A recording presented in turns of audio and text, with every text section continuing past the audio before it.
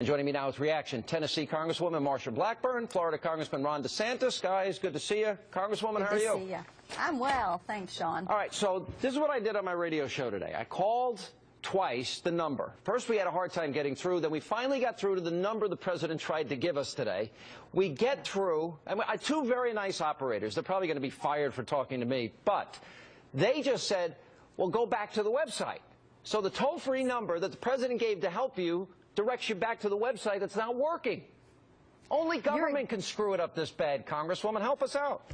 You're exactly right. And $600 million plus all of the HHS staff that they have invested in this, and they continue to have all of these problems. It doesn't work.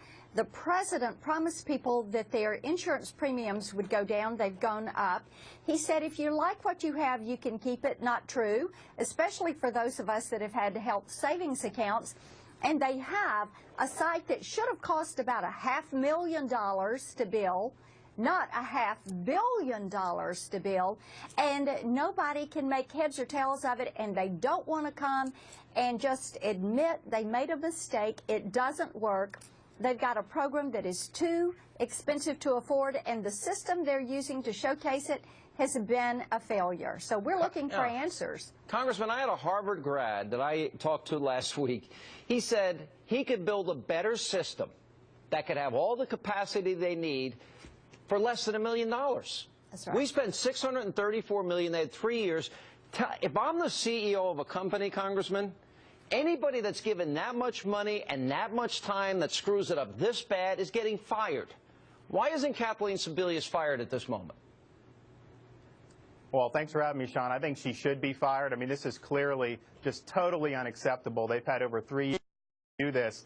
And I would say the president himself, 5 days before the website launched, said it would be just as easy as going to kayak.com and booking a flight. So this is yet another broken promise with this president and this health care law. Marsha mentioned the people losing their plans, which he said wouldn't happen. We just had 300,000 people in Florida who've had their plans canceled today because of ObamaCare.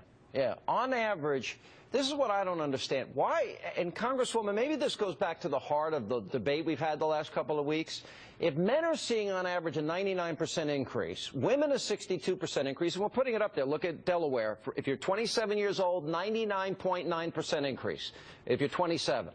Why aren't people demanding the savings that the president promised? Well, and I think as people are getting their renewal notices, that is exactly what we're going to see between now and the end of the year. ObamaCare started out to be an $863 billion access to insurance program for individuals that did not have that access.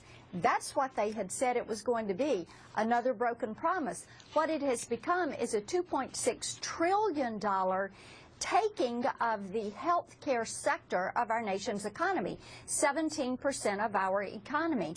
And this is what people are beginning to realize is you've got to pay for it somewhere. All of the mandates that are on our hospitals, on our physicians, on all sorts of our health care delivery, the cuts to Medicare, in order to stand this up, somebody's got to pay for it. There's no such thing as free. Yeah. And what we are seeing now is that it is unbelievable in the way that it is affecting every single portion of healthcare delivery and insurance in this country, and insurance is where people will see the impact first. Jay Carney, Congressman, to rule out delaying the individual mandate today, which is all the Republicans in the House were asking for this whole shutdown. Is that a possibility at this late hour? I don't see how you can have the IRS taxing Americans for failing to purchase a product off a government-run website that doesn't work. I mean, it's just not fair. We could have done this on September 30th. We would never have had a government shutdown had we been willing to delay the individual mandate. And guess what? That will actually save the government, according to CBO, $35 billion this year. No one's talking about a spending cut that big. To me, that's just a no-brainer at this point. All right, guys. Right. Appreciate you both being with us. And coming up on